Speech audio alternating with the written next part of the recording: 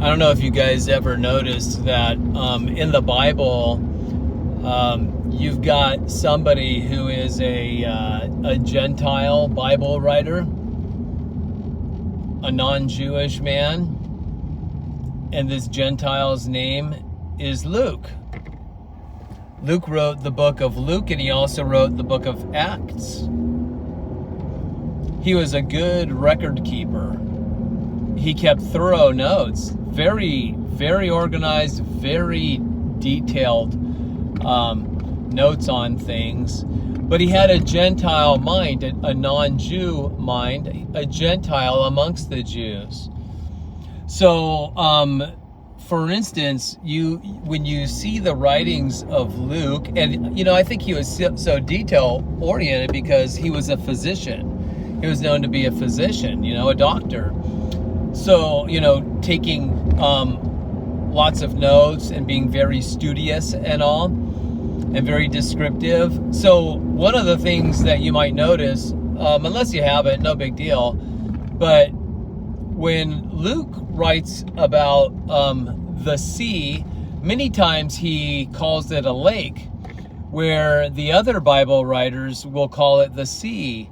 What's the difference? Well, a Jewish man, when they would see a body of water, they would call it the sea. When they had ceremonial cleansing, like if you were going to go enter the temple, you had to do this cleansing before you could go into the temple, because the temple was a holy place, right?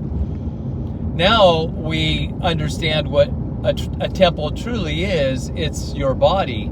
Your body is your temple because it houses you. You live in a body right now. When you exit that body, you're still alive. You don't shut off. You're still there. You're just not in that house anymore. Now you move out of that one. So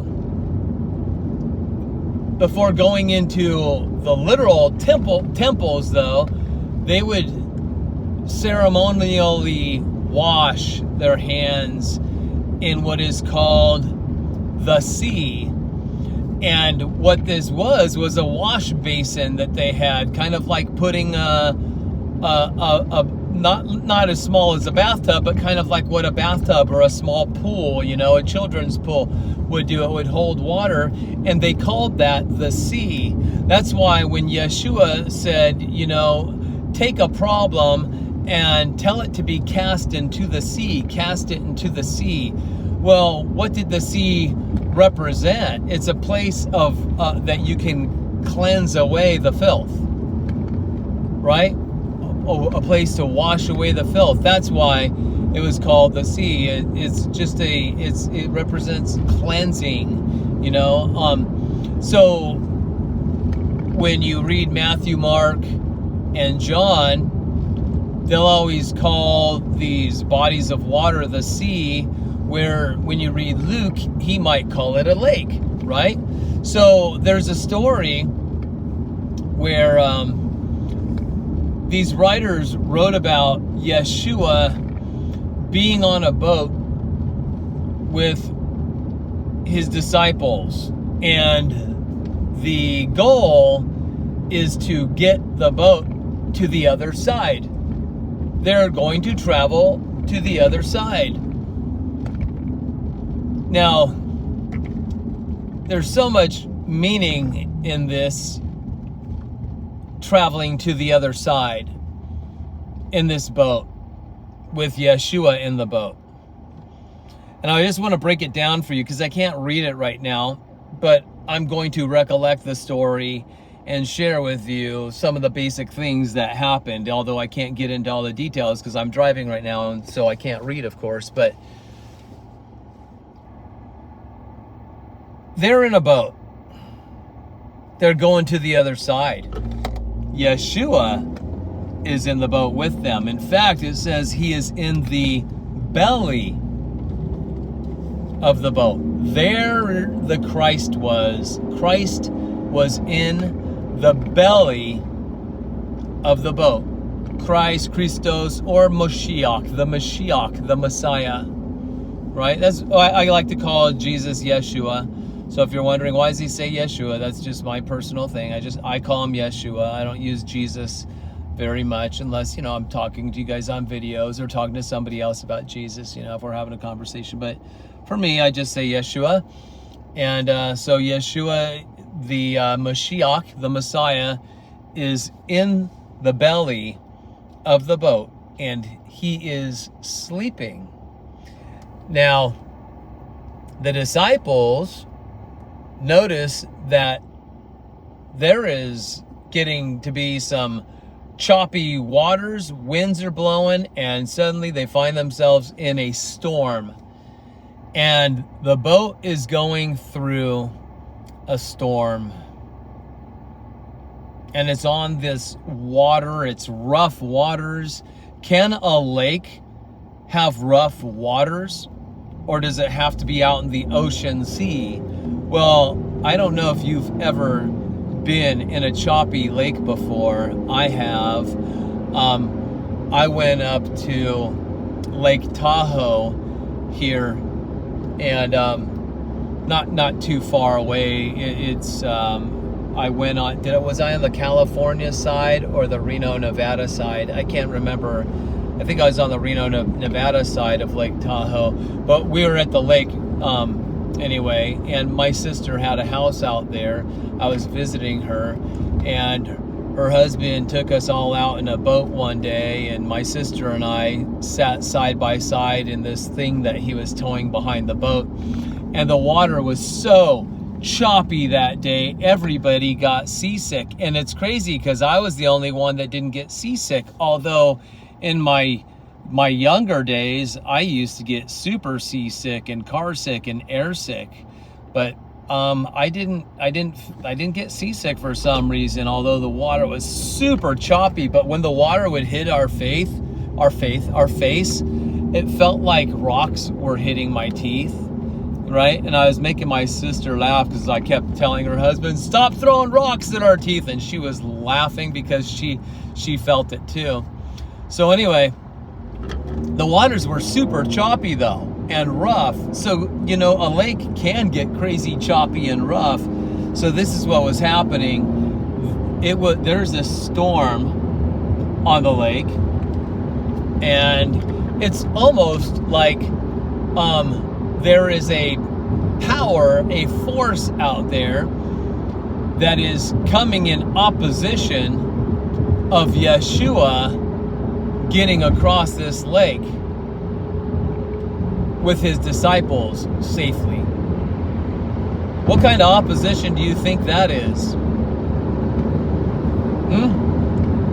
Do you know what opposition means in Hebrew?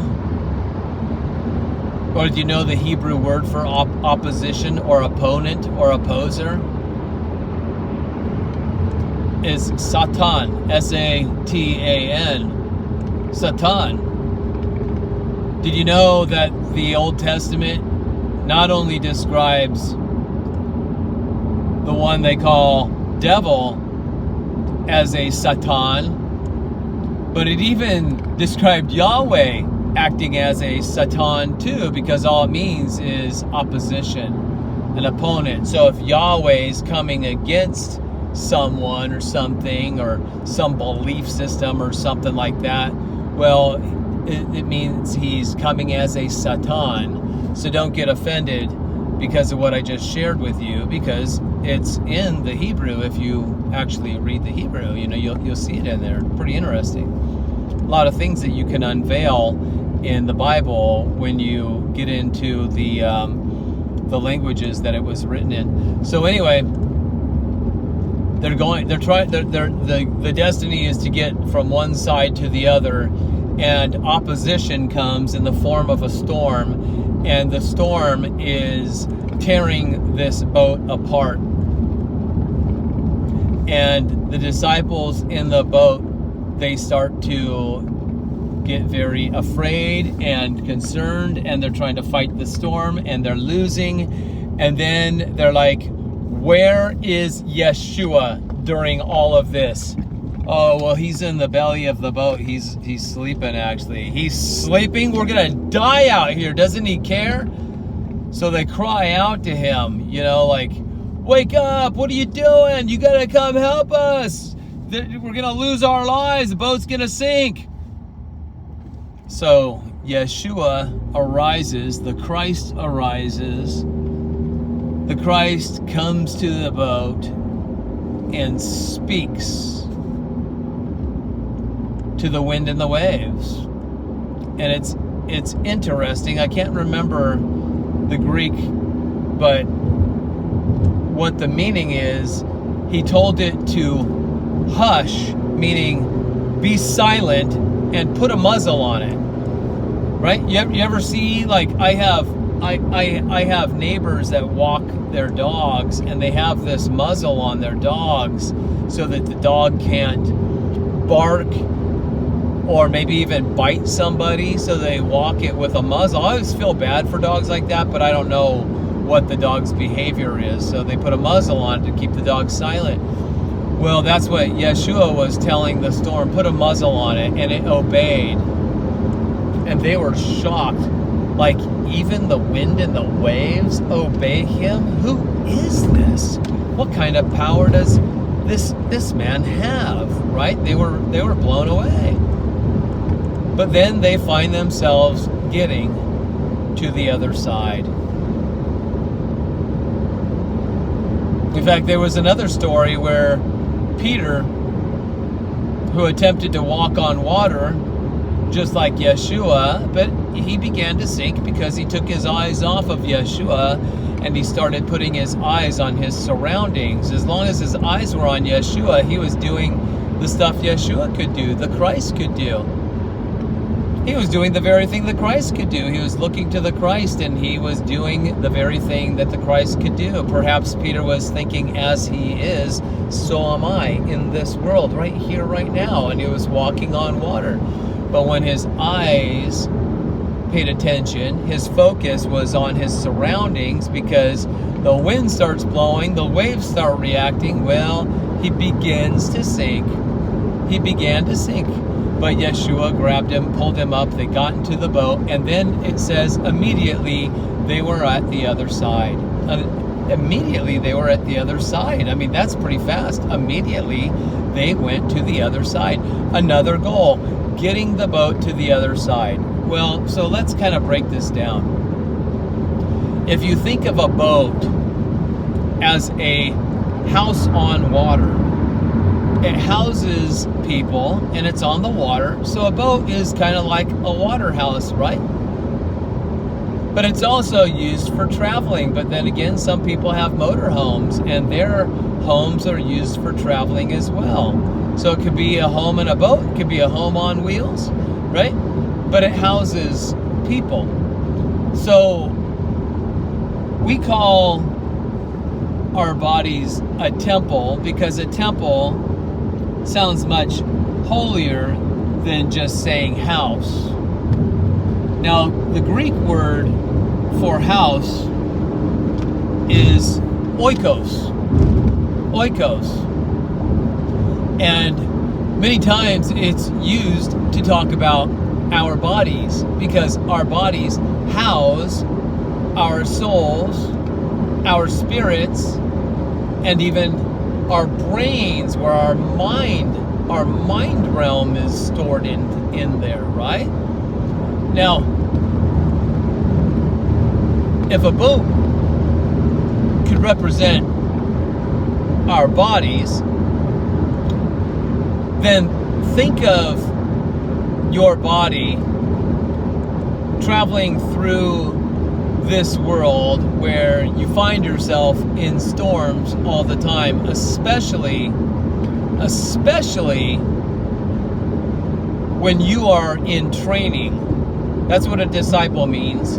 It means somebody who is in training, somebody that's being trained, right? Training is a great thing. It doesn't necessarily mean that it is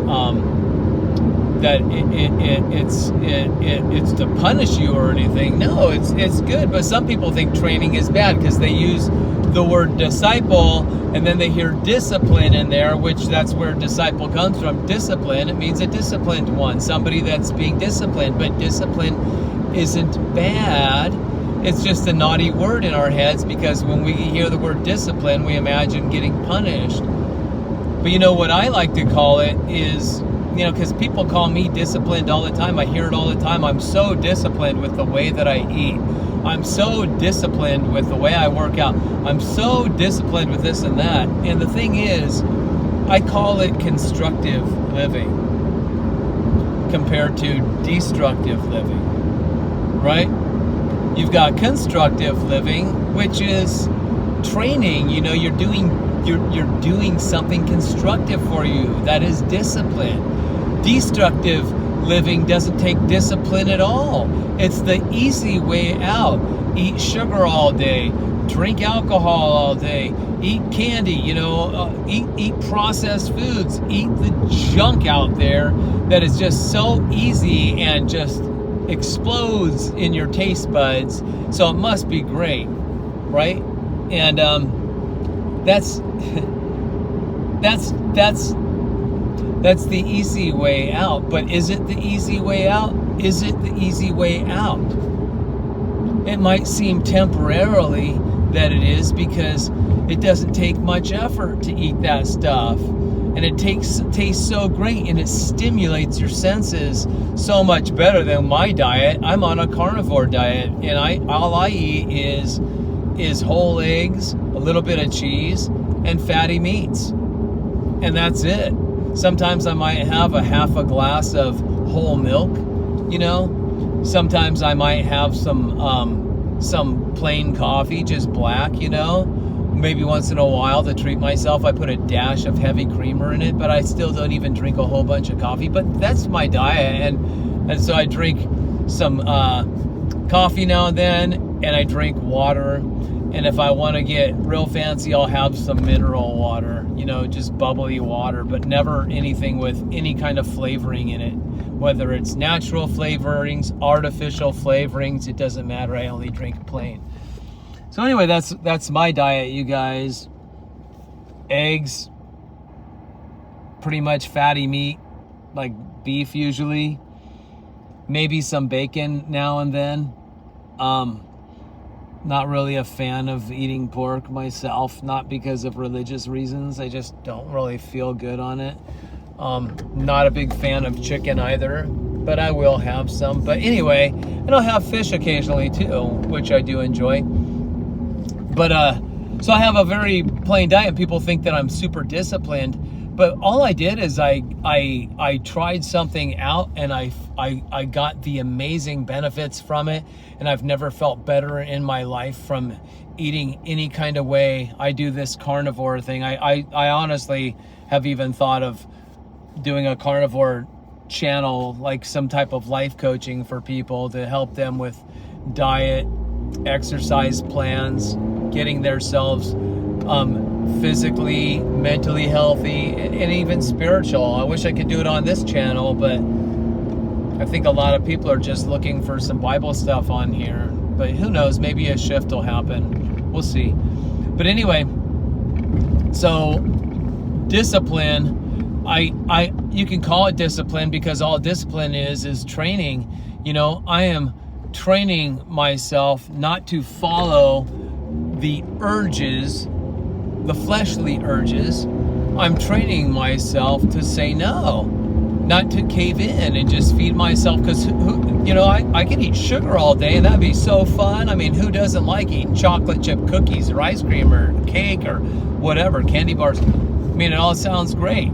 Eating a loaf of bread, you know, I mean, bread was always my favorite food, but I don't eat it. So anyway, what I call it is constructive living, and I don't want to live destructively anymore, because I say anymore, meaning that I lived destructively throughout my life, very destructively, right? Sometimes not even knowing I was living destructively, eating a way that was destructive for me, not knowing that I was actually not eating right for myself. But I was only following, these bodybuilder diets and health people's diets and all this, and it was the worst thing ever. It messed up my hormones. I shut off hormonal production and stuff like that, all through the way I was eating. It's not some genetic thing I inherited. It was all through my diet, because my diet's now changed things. So I've tried this thing for now about 3 years or so. I haven't had any alcohol for over 3 years now, and I have never felt better in my life. I mean, I have aches and pains sometimes. I might pull something here and there, but that's that happens. But as far as health goes, man, I'm like so grateful. So anyway, I call it constructive living, not destructive living, right? So anyway, our bodies, we want to treat our bodies like a temple, right? Even you read that in scripture, your body is your temple. So why not treat it like that, right? But why not treat your mind that way too? And I mean, you have a spirit that's holy. So why not just allow the rest of you to be that way as well, right?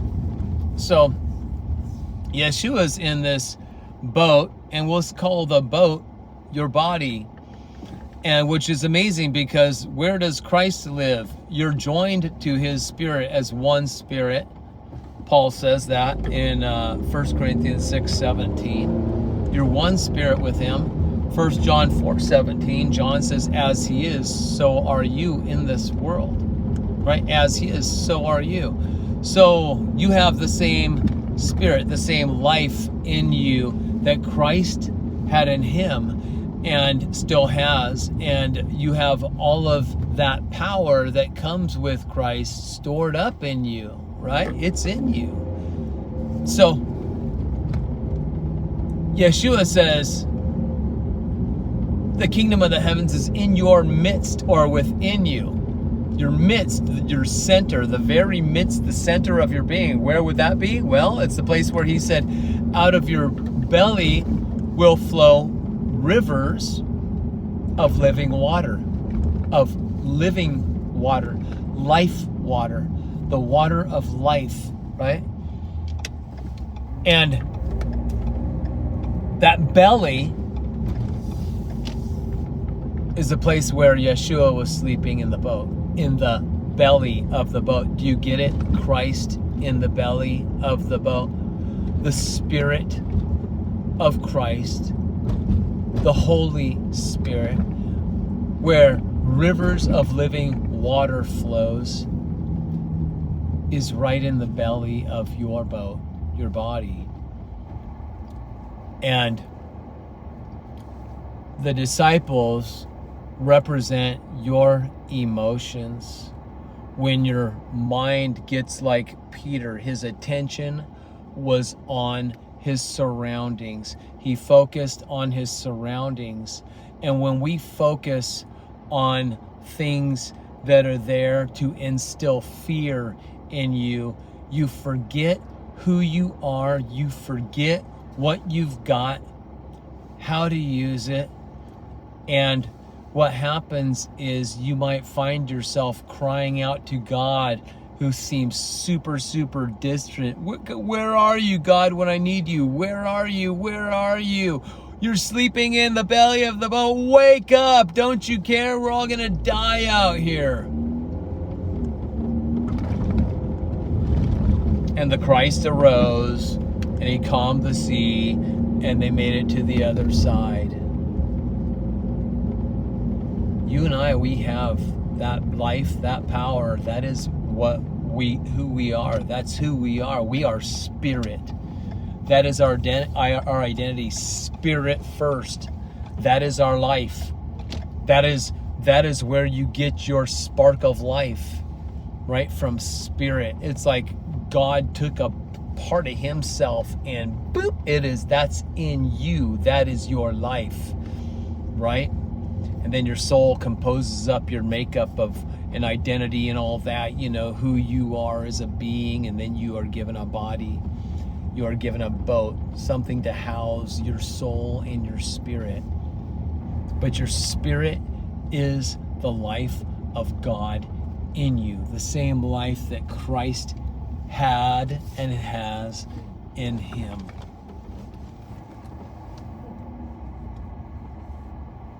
And he spoke to the storm, and the storm obeyed. Simple as that. We have that power in us, and we come across storms constantly in our lives. But we find ourselves crying out to God, who seems so different, because we still are dealing with these emotions, and those disciples represent our emotions. Right? As a man thinketh in his soul, so he is. So he is. Meaning, the way you think inwardly will project outwardly, right? So when you think that you're alone, there's something to fear, God has abandoned you, he's sleeping on duty, he doesn't care about you. Well, that's not the truth, because you're never without God, because God's life is inside of you. You were given the life of God. You were given that life. It is yours. You don't lose that life. That life is yours. It's who you are forever. That is your true identity. Now, in this world, what are we trying to do? What's the destiny? Well, everybody wants to make it to the other side. Some people are afraid, of the other side, but let's face it, we're all going to be there someday, get to the other side. So we're in these bodies, which is just like that boat. And what do we want to do? Get to the other side. Now, you might be thinking getting to the other side as far as eventually dying, exiting your body, and then you go to heaven, right? If you're a Jehovah's Witness, you think that you die, there's nothing left of you at all, but God might remember you if you are very well-behaved Jehovah's Witness. And if you were, you might get resurrected into a paradise on earth, but your spirit and your soul, there's no such thing as that. Those just have different symbolic meanings, because who you are is your body. That's you. That's what they believe. You are your body, and when the body dies, there's nothing left of you. And they'll even use scriptures to back it up, but that's just misinterpreting things. But anyway, so lots of people believe that, getting to the other side is when you die here and make it to heaven. But what if you could get to the other side right now? What is the other side? Well, it's a lot like the prodigal who started off at home, but went far away, and found himself hungry, no one caring, desiring to eat with the pigs in their troughs, all the slop that was thrown to the pigs, because this guy ran out of all the wealth that he had received from his father. He took it, he squandered it all away, and found himself at his lowest lows, and forgot who he was. I'm not worthy to be called a son anymore, but I'll go back to my father and beg that I can just be a servant. If I just prove to him how wrong I was and sorry, I'll just go there. I'm not worthy to be called a son, just call me a servant. But he was always a son, and the father acknowledged, you are always my son. And he celebrated, welcome home, son. See, home for us is right in you. You are home. You are home.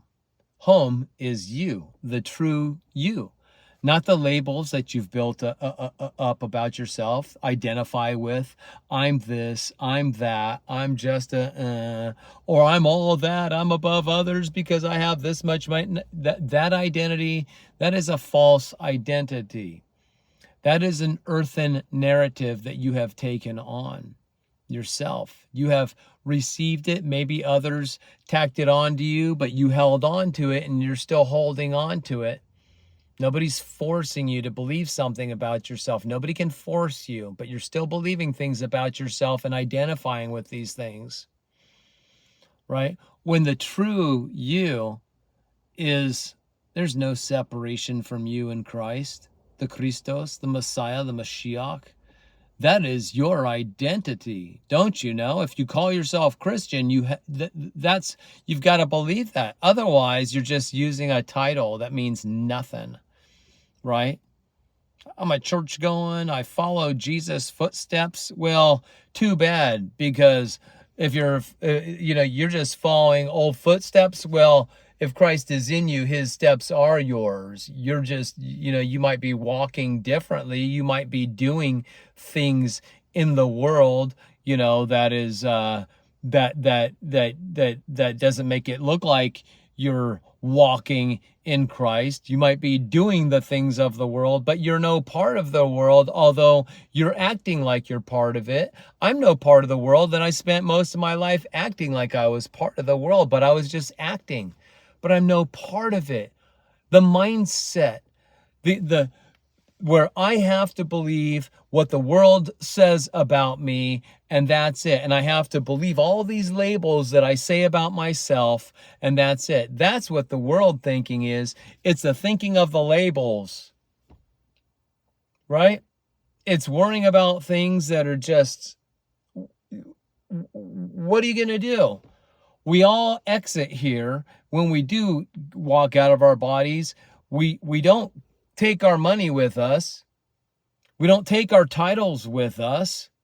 Other people might remember you for your money and titles, but you don't take those things with you. You don't take your clothes with you. You don't take your car with you. It's you naked. You leave the same way you came, right? Who are you then? What do those labels mean? But you can get to the other side now. You can be in the world, but no part of it. No part of it doesn't mean acting like you're no part of it, but through good behavior, although it's good to act like you're not part of it, because you might train yourself, discipline yourself more and more to quit behaving like someone who you are not, right? Behaving like someone you are not, because all that does is gets you lost in a false identity. Like I have been for so many years as a Jehovah's Witness, then going into Christianity and thinking I gotta be what they say I am. And you know what? Detaching from that, all I gotta say is if I want to know who I am, I'm gonna just remember that as he is, so am I. It's like looking at them in the mirror at yourself, but you just see Christ on the other side, and it's you looking in the mirror. You're looking at yourself. As he is, so am I. I'm an exact reflection of him. How can this be? I don't act like it. Well, you're never going to act exactly like that with that kind of thinking, right? You have to trust it, that that's who you are, even in this world. So you're not looked at through the eyes of God as the way that others might look at you, or even how you're looking at yourself. He sees through all that exterior stuff. He sees through all the labels. He sees through all of those things you're thinking about yourself in your mind, and those beliefs of yours and all that. He sees through all of that, through the emotions and everything. And you are connected to that Spirit of God. It's in you. So the spirit man in you sees through all of those exterior things. And the spirit man is the true you. We're just trying to tune into that true you by tuning out of all of the static. Do you understand? Tune out of all of the static, the false beliefs, the labels, all this stuff. You got to drop all these things and trust in who you truly are. See yourself through the eyes of God, the eyes of love, right? Not what people call love, but what true love is. And then you're in the world, but you're no part of the world. Because now you know who you are, right? You can rest. You can live quietly. You can live in peace right here, right now. Enjoy each and every day, no matter what storm you're going through. Because you don't have to cry out for help from the outside. You've got all the help you need inside, because inside you is home. You're just returning home. We're all returning home. But home is you.